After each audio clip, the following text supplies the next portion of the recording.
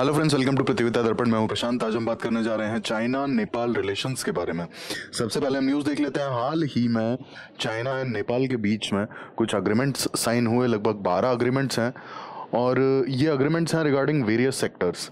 अब बेसिकली यहाँ पर अग्रीमेंट्स का मतलब है कि MOUs साइन होते हैं, मेमोरेंडम ऑफ अंडरस्टैंडिंग, और इनका मतलब होता है कि हाँ, इन फ्यूचर इन चीज़ों पर काम किया जाएगा और काफ़ी ज़्यादा सीरियस मुद्दों पर ही अग्रीमेंट्स या फिर MOUs साइन किए जाते हैं, जिन पे इन फ्यूचर कंट्रीज साथ में काम करती हैं। तो बेसिकली 12 MOUs साइन हुए हैं और ये हम न्यूज़ देख लेते हैं। Nepal China signs 12 agreements to enhance the bilateral cooperation. अब ये कौन कौन से 12 अग्रीमेंट्स हैं, इनके इम्प्लीकेशंस इंडिया पर क्या पड़ेंगे, क्योंकि नेपाल हमारा पड़ोसी देश है, हमारा नेबर है। तो अगर नेपाल के रिलेशंस चाइना से बहुत ज़्यादा क्लोज होते हैं तो इसके क्या इम्प्लीकेशंस इन फ्यूचर इंडिया पर हो सकते हैं, ये आज की पूरी हमारी डिस्कशन होगी। IR का काफ़ी ज़्यादा इंपॉर्टेंट टॉपिक हो जाता है ये। सबसे पहले हम अग्रीमेंट की बात कर लेते हैं। Agreement regarding planning, regarding digital economy, regarding green and low carbon energy developments, regarding agriculture, life stock fisheries, regarding science and technology as well as innovation, as well as trade, as well as payment agreement. ये सारे agreements इन fields के लिए sign किए गए हैं। हालांकि यहाँ पर कुछ चीज़ें और भी हैं, जैसे फाइटो सैनिटरी रिक्वायरमेंट्स के लिए भी कुछ एग्रीमेंट साइन किए गए हैं। बेसिकली फाइटो सैनिटरी रिक्वायरमेंट्स जो हैं, ये वो रिक्वायरमेंट्स होती हैं, जैसे एग्जाम्पल के तौर पे आपको समझाता हूँ। एक्चुअल में अगर कोई भी कल्टीवेशन होता है और एग्जाम्पल के लिए उसमें कुछ ज़्यादा पेस्टिसाइड या फिर इंसेक्टिसाइड होता है परमिसिबल लिमिट से ज़्यादा, तो ऐसे प्रोडक्ट्स जो हैं ये किसी भी कंट्री में अलाउ नहीं किए जाते हैं। हर एक कंट्री का अपना अपना यहाँ पर क्राइटेरिया भी होता है, बट इस क्राइटेरिया को कंट्रीज खुद अपने से डिसाइड कर सकती हैं। यही है बेसिकली फाइटो सैनिटरी मेजर्स, कि ये देखा जाए तो जो भी प्रोडक्ट्स आते हैं उनकी कितनी सेफ्टी है, वो ह्यूमंस के लिए कितना सेफ है, ये चीज देखी जाती है और इस चीज को देखते हुए ये मेजर्स लिए जाते हैं और ये रेस्ट्रिक्शंस लगाए जाते हैं। इस पर अग्रीमेंट साइन हुआ है। अब बेसिकली ये जो फाइटो सैनिटरी रिक्वायरमेंट्स का अग्रीमेंट है, ये है रिगार्डिंग चाइनीज ट्रेडिशनल मेडिसिन। अब आप भी जानते हैं ट्रेडिशनल मेडिसिन में बहुत सारे ऐसे कल्टिवेशंस यूज होते हैं, ऐसे प्लांट आउटपुट्स यूज होते हैं जो कई बार एक पर्टिकुलर कंट्री में या एक पर्टिकुलर रीजन में मिल पाना मुश्किल होता है।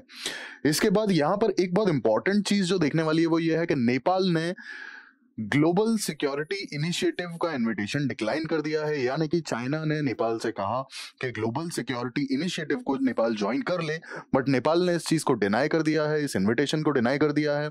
और यहाँ पर रीजन ये दिया है कि USA as well as India के साथ में एक्चुअली नेपाल को अपने जो रिलेशन है वो काफ़ी बैलेंस्ड रखने हैं और एक स्ट्रैटेजिक बैलेंस मेंटेन करना है। अब यहाँ पे मैं एक चीज़ आपको बता दूं कि global security initiative basically Chinese president ने प्रपोज किया था अराउंड मई 2022, और ऐसा अंदाज़ा लगाया जा रहा है कि ग्लोबल सिक्योरिटी इनिशिएटिव यानी कि GSI ये क्वाड को काउंटर करने के लिए बनाया गया है। Quad as in US, Japan,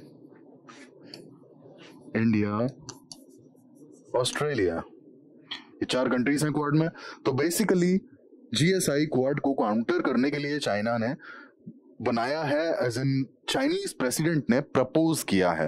हालांकि इस पे बहुत ज्यादा डिटेल अभी पब्लिक डोमेन में अवेलेबल नहीं है।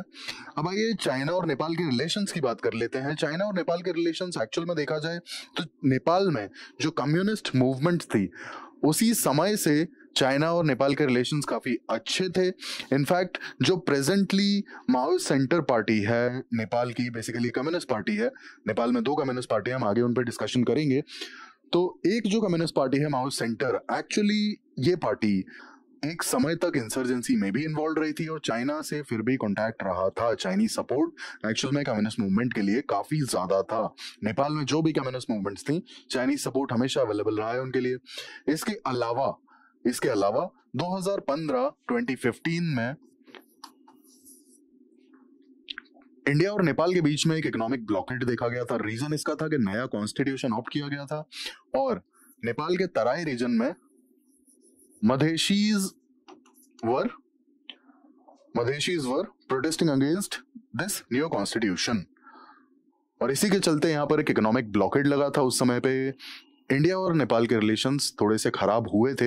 हालांकि चाइना और नेपाल के रिलेशंस इस पर्टिकुलर मोमेंट के बाद काफी ज्यादा क्लोज हो गए, काफी इंप्रूव हो गए और चाइना ने हमेशा, लगभग हमेशा कम्युनिस्ट पार्टी की साइड लेते हुए नेपाल की पॉलिटिक्स में भी कई बार इंटरवीन किया है। और इसका एग्जाम्पल हम ऐसे समझ सकते हैं कि नेपाल की दो कम्युनिस्ट पार्टीज हैं, बेसिकली माओ सेंटर और दूसरी है मार्क्सिस्ट लेनिनिस्ट। इन दोनों पार्टीज को साथ लाने का काम भी चाइना ने ही किया है। दूसरा, इकोनॉमिक कोऑपरेशन भी काफी ज्यादा इंप्रूव होते हुए देखी चली जा रही है। अब चाइना और नेपाल के इकोनॉमिक कोऑपरेशन की बात करें तो ट्रेड रिलेशंस इंप्रूव हो रहे हैं, और साथ के साथ ट्रांस हिमालयन रेलवे की बात चल रही है कि एक रेलवे लाइन बेसिकली चाइना और नेपाल को कनेक्ट करेगी, जिससे कि ट्रेड की कनेक्टिविटी इंप्रूव की जा सके। इसके अलावा नेपाल ने बेल्ट एंड रोड इनिशिएटिव में भी काफी अपना इंटरेस्ट दिखाया है, जिससे कि नेपाल में जो इंफ्रास्ट्रक्चरल डेवलपमेंट है, जो कनेक्टिविटी है, वो भी काफी इंप्रूव होगी। इसके बाद आपका आता है security and defence cooperation. Joint military exercises दोनों कंट्रीज के बीच में होती रहती हैं। साथ के साथ एक्चुअली मॉडर्नाइजेशन के लिए, मिलिट्री मॉडर्नाइजेशन के लिए चाइना नेपाल को फंड्स भी प्रोवाइड करता है। यहाँ पर कुछ इश्यूज भी हैं एक्चुअल में चाइना और नेपाल के बीच में। कुछ सर्टेन रीजन है जो नेपाल क्लेम करता आया है, इंक्लूडिंग कालापानी एंड लिम्पियादुरा रीजन, जिसे चाइना अभी भी नेपाल का पार्ट रिकॉग्नाइज नहीं करता है। ये एक सिंगल इशू हाल फिलहाल में देखा गया है।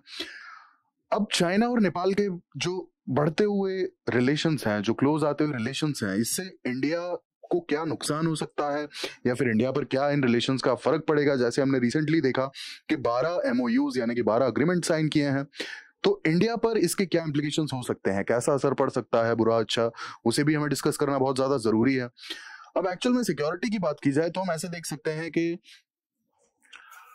इंडिया चाइना के साथ बहुत ही लंबी बॉर्डर शेयर करता है, और अगर चाइना का एक क्लोज एली जो कि इन फ्यूचर नेपाल हो सकता है, जरूरी नहीं होगा, हो सकता है, अगर नेपाल चाइना का क्लोज एली बन जाता है तो ये हमारी सिक्योरिटी के लिए एक बहुत बड़ा इशू हो सकता है। रीजन बीइंग, आप स्टेट्स देखिए, कितने सारे स्टेट्स यहाँ पर बॉर्डर शेयर करते हैं।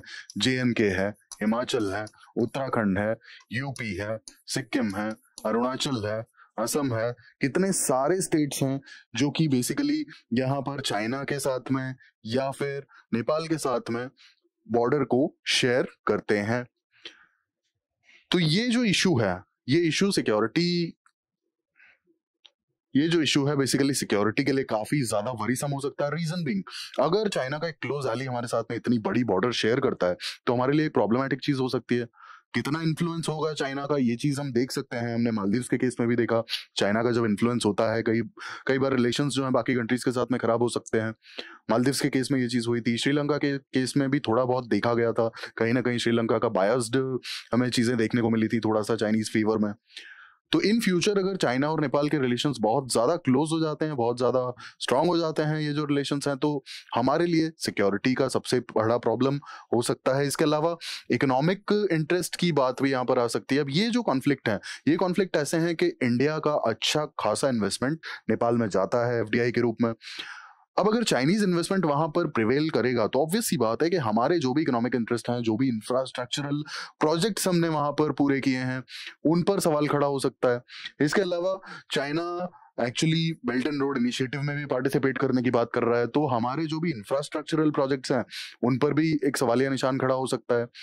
अब यहाँ पर आप सोचिए कि अगर हम लोग इंफ्रास्ट्रक्चरल डेवलपमेंट कंट्रीज के साथ में अच्छे रिलेशंस के चलते डेवलप करते हैं, बट कोई और सेकंड कंट्री आके वहां पर अपने अच्छे रिलेशंस के चलते इंफ्रास्ट्रक्चरल प्रोजेक्ट्स डेवलप करता है, तो हमारे इंफ्रास्ट्रक्चरल प्रोजेक्ट्स क्या हमें प्रॉपर इकोनॉमिक रिटर्न्स दे पाएंगे? क्योंकि कई बार इंफ्रास्ट्रक्चरल प्रोजेक्ट्स की इन्वेस्टमेंट अच्छे इकोनॉमिक रिटर्न्स या फिर प्रॉपर ट्रेड कनेक्टिविटी के लिए भी ये इन्वेस्टमेंट की जाती है। हमेशा ये ह्यूमैनिटेरियन क्राइसिस के लिए नहीं होती या फिर हमेशा इकोनॉमिक बेनिफिट्स के लिए नहीं होती, but at times economic benefits दोनों कंट्रीज के होते हैं, इसलिए भी एक कंट्री वहां पर इन्वेस्ट करता है।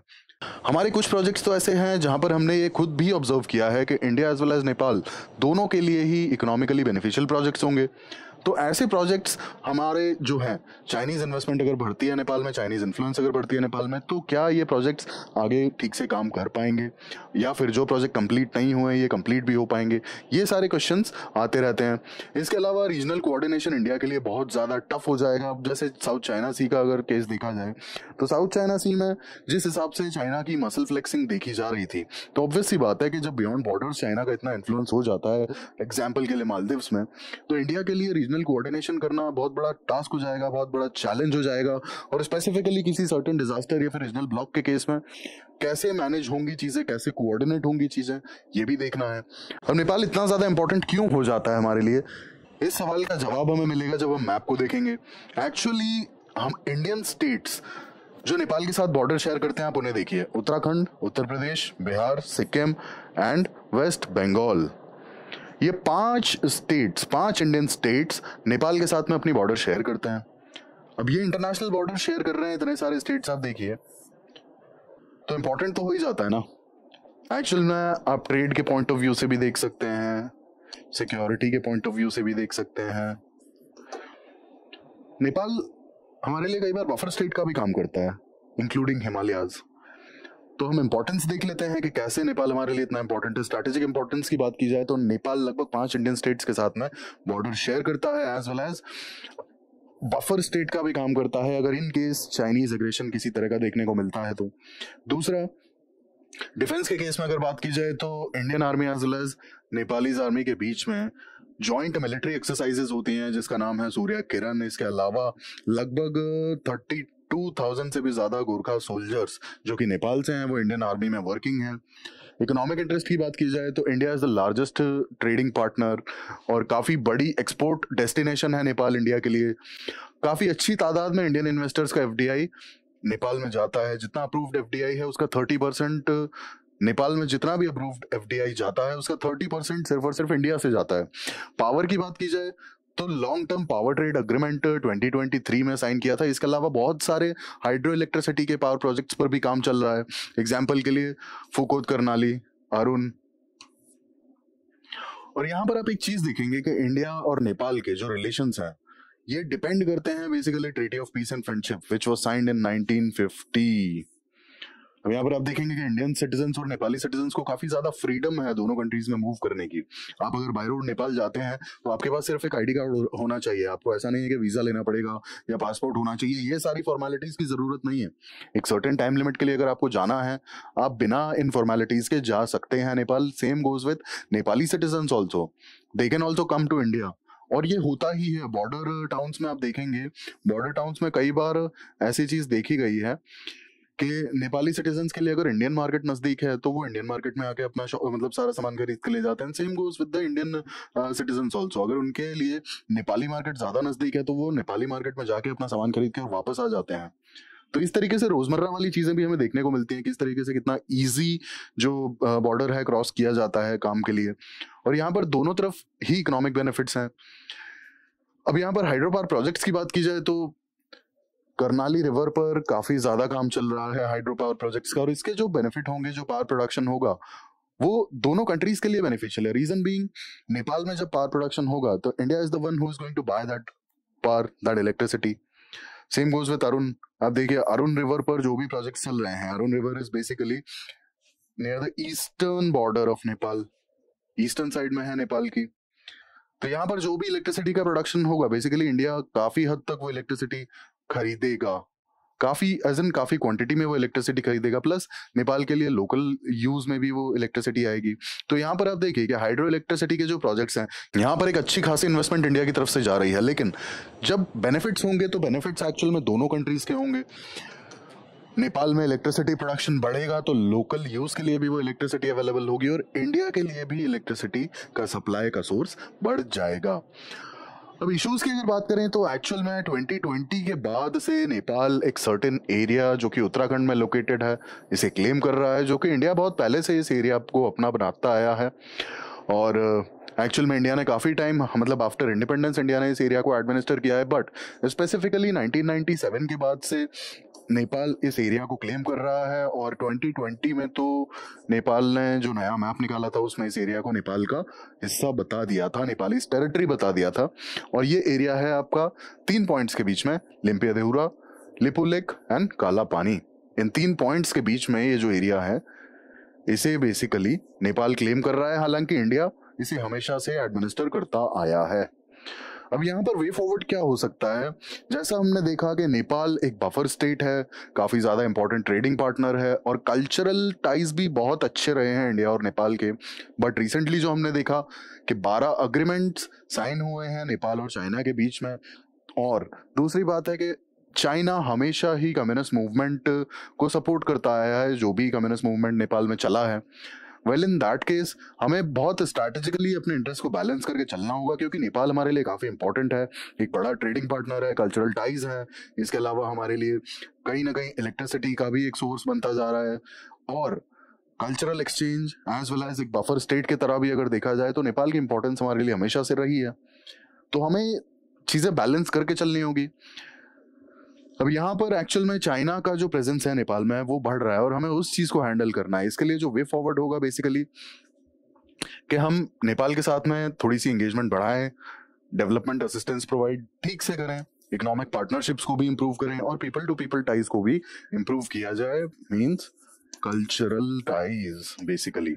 इसके अलावा यहाँ पर जरूरत है रीजनल ब्लॉक्स की, रीजनल कोऑपरेशन की, मल्टीलेटरल इनिशिएटिव्स की, और डिप्लोमेसी अगर अपना काम करती है रीजनल ब्लॉक्स पर अगर हम साथ खड़े होते हैं, जैसे जो भी नेबरिंग कंट्रीज हैं, जैसे नेपाल है, बांग्लादेश है, मालदीव्स है, श्रीलंका है, तो एक स्ट्रॉन्ग रीजनल ब्लॉक अगर बनता है तो इंडिया उसमें लीड रोल प्ले कर सकता है and at least as a reason हम लोग साथ खड़े हो सकते हैं।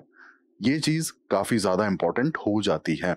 रीजन बीइंग हर एक कंट्री का अपना सोवरेनिटी है और हम उसे अफेक्ट नहीं कर सकते, और इंडिया हमेशा से इस प्रिंसिपल को फॉलो करता आया है। तो ये थी हमारी आज की डिस्कशन। ऐसे इन्फॉर्मेटिव वीडियोस के लिए प्लीज हमारे साथ जुड़े रहिए और जुड़े रहने के लिए प्लीज सब्सक्राइब करें, लाइक करें, शेयर करें। Thank you, thanks for watching.